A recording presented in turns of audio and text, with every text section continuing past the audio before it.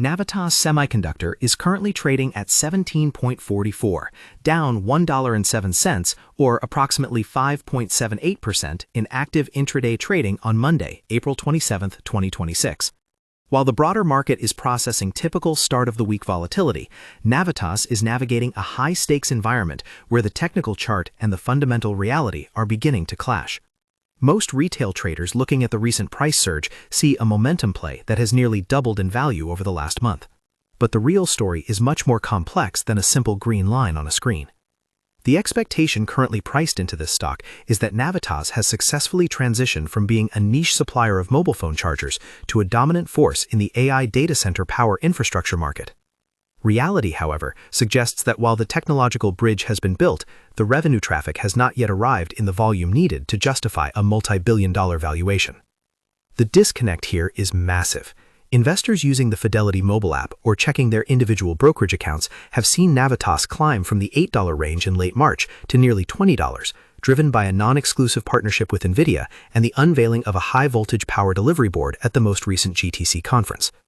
This has created a curiosity loop that many are currently trapped in. They see the association with the biggest names in AI and assume the financial rewards are immediate.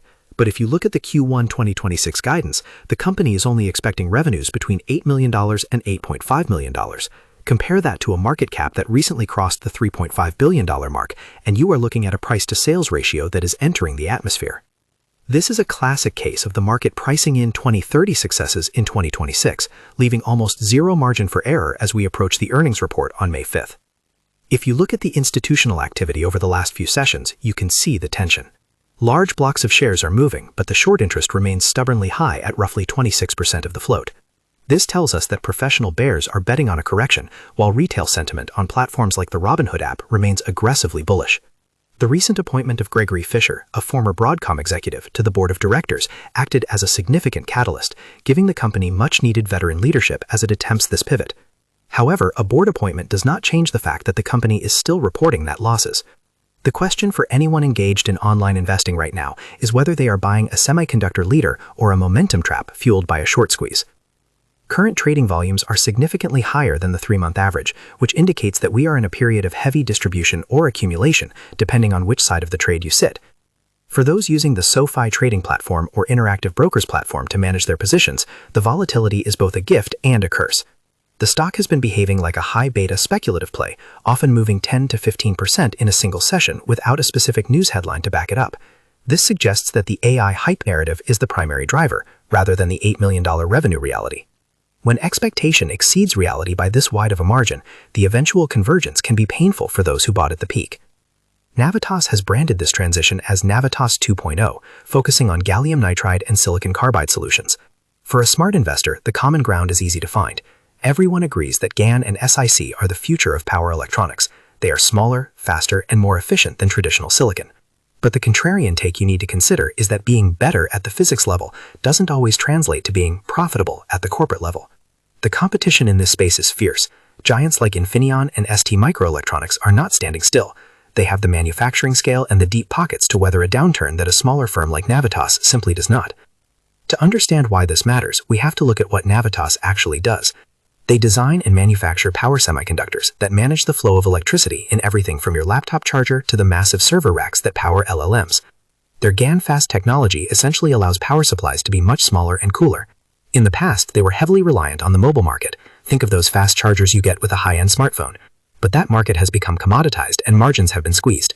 Their strategy now is to move into high-power markets, AI data centers, electric vehicle onboard chargers, and solar inverters. This is where the big money is, but it is also where the qualification cycles are long and the engineering requirements are brutal. The recent launch of their 5th-generation GaN-SiC technology is a significant milestone. It targets the 800-volt DC architecture that next-generation AI data centers are moving toward. If Navitas can secure a permanent spot in the reference designs for these servers, the revenue could eventually scale into the hundreds of millions. But for now, high-power markets only recently began representing the majority of their revenue for the first time. They are essentially a startup in the body of a public company, trying to grow into a valuation that assumes they have already won the race. Comment below how many shares of Navitas Semiconductor you currently hold and what your average cost basis is. Are you holding for the long-term AI story or just riding the squeeze? It is important to hear how the community is positioning itself before the May 5th earnings call, because that session will likely be the most important hour in the company's recent history. If they beat the $8.5 million revenue guide and show a path to narrowing their $15 million in quarterly operating expenses, the rally might find some legs. If they miss, or if they announce another round of shareholder dilution to fund operations, the floor could drop out. Looking at the future outlook, there are several catalysts to watch. The partnership with Global Foundries to move GaN manufacturing to the US by late 2026 is a major strategic move. It addresses supply chain security and could make them a preferred partner for government-related infrastructure projects. However, the risk of dilution is the elephant in the room. With a net loss of over $100 million in the previous fiscal year and a constant need for R&D spending to stay ahead of the curve, the company needs cash. In the past, they have used secondary offerings to stay afloat, which punishes long-term holders. For those looking for investment help or exploring investment sites to find the next big chip stock, Navitas is the ultimate risk-on play. It is not a set-it-and-forget-it component of a Schwab Intelligent Portfolios account or a conservative Fidelity wealth management strategy. It is a high-speed, high-stakes bet on the physics of power. If they can solve the scalability wall and turn their technical lead into a consistent backlog of orders, they could be the next major semiconductor success story. But if they remain a niche player with a bloated valuation, the market will eventually re-rate them back down to the single digits where analysts originally pegged their fair value. The reality of the semiconductor industry is that hardware is hard. You cannot just code your way out of a manufacturing delay or a design flaw in a high-voltage environment. Navitas is currently being priced like a software company with infinite margins, but they are a hardware company with significant capital requirements. This is the tension that will define the stock for the rest of 2026. The market expects a miracle in the data center space, but the reality is that hardware adoption takes years, not weeks. In summary, we have seen Navitas Semiconductor experience a massive run-up based on its proximity to the AI infrastructure boom. While the live price of 17.44 shows some cooling off today, the long-term trajectory remains a battle between hype and balance sheets. We've seen how the expectation of a quick win in AI server power has driven the stock to 70 times its sales, while the reality of its $8 million revenue guidance serves as a sobering reminder of how much work is left to do.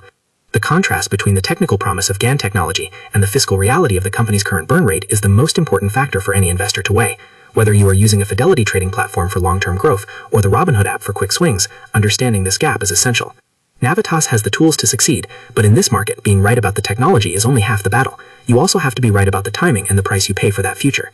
Expect the volatility to continue as we approach the May earnings, and keep a close eye on whether management can provide a concrete timeline for when these thousands of units in testing actually turn into millions of dollars in cash flow. That is the only way this story ends with the bulls in control.